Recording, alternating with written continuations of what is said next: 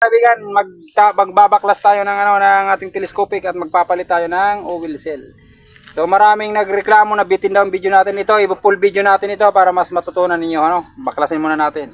Baklasin yung gulong, ito baklas, at saka ito yung tapaludo. Tanggalin natin.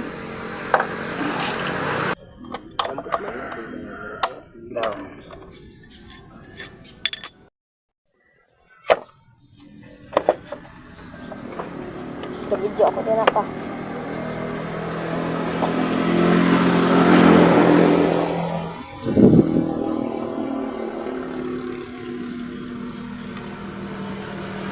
Ito muna natin luwagan. Luwagan natin.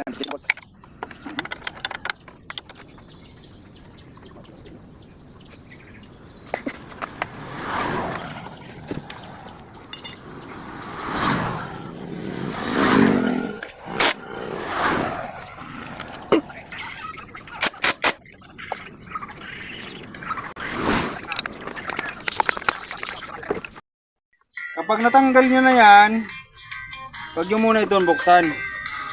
Dito muna tayo magbubukas sa ilalim dito. Dito, meron yung butas, meron yung allen ring sa loob. Babaklasin natin yan. Kuha tayo ng 6mm.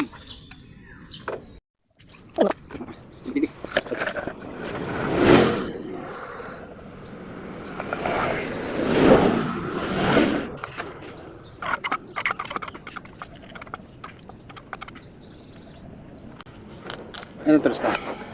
Tapos ito mga kaibigan, natanggal na. Tapos bunutin nyo lang ito. Oh, yun. Yun. Ayan, nabunot na natin. Oh. Meron yung huwag yun na yung galawin. Okay na rin yan. Pwede rin yung galawin, okay rin yan.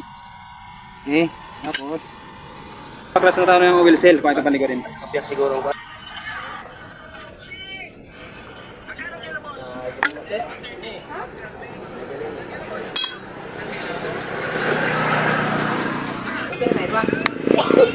Kunin lang na lambre. Tapos ito, kanyang oil cell. Tapos pag tinanggal nyo, lagyan nyo ng damit.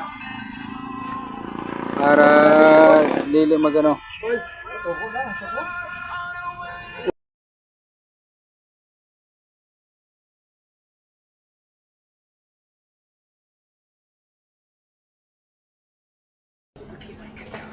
Tapos itong oil seal niya mga kaibigan, itong bago na oil seal dito. Yun. Meron siyang spring dito. Oh, malaki din, okay din ito. Oh. Okay din. Yun. So ikakabit natin, pag kinabit natin yung malalim ganyan. So ito pa pataas. So ganyan yan, ganyan. Kakabit natin sa ganyan posisyon. Igagamit natin yung binaklas natin na upang hindi masira yung natin, yung oil seal.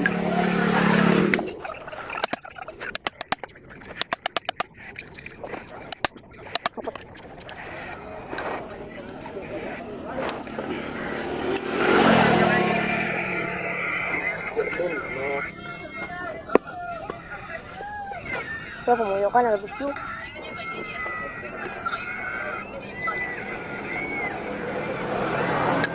Tapos sunod natin na ikakabit yung niya, yung dashcam niya. Saan na yun?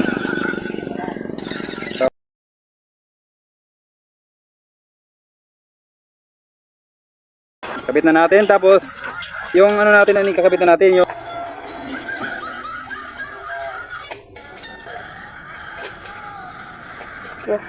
ito, baka malito kayo nito sa pagkabit. Ito yung spring, nakalagay talaga yan dito. Tapos ito saan nakakabit? Sa mga baguhan lang dito yung nakakabit. Tapos yun, kakabit natin siya, ganyang posisyon niya mga kaibigan. Tanggalin nyo muna. Kabit nyo ganyan.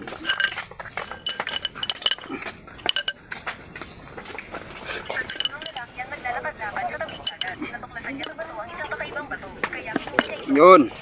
Dapat nakaganyan yung posisyon niya. Tapos ikakabit niyo na lang yan dito. Oh. kakabit nyo lang ito dito. O, ganyan o. For beginners lang. Yun. Okay. Tapos, pag kinabit nyo na, lagyan nyo lang ng pangontra mga kaibigan. Kabit, ano na nyo. Short distance ako eh. Yan, tapos, ilak na natin. Tapos, make sure lang na nahigpitan nyo para hindi mapuno ng hangin. Bawal mapuno yan ng hangin. Once mapuno ng hangin yan, titigas yan.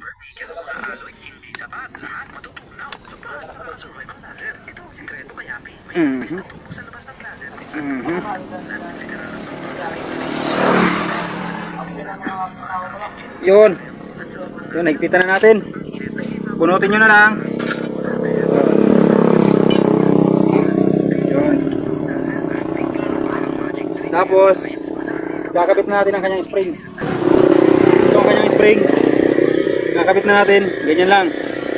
Yun. Tapos syempre maglalagay tayo ng pork oil. So ang pork oil mga kaibigan ay mga 200 ml. 200 ml siya, 200 ml. So sabi ng may-ari, hatiin lang natin ito.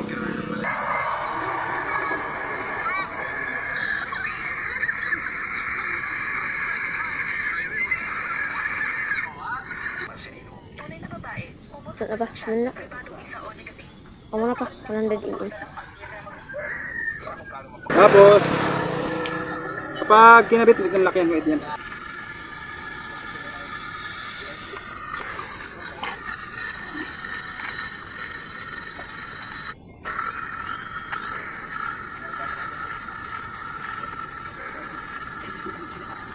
Yun, tapos i-push nyo lang para yung air lumabas. Tapos, reminder lang dapat mahigpit talaga ito para hindi pumasok yung hangin paloob. Yun.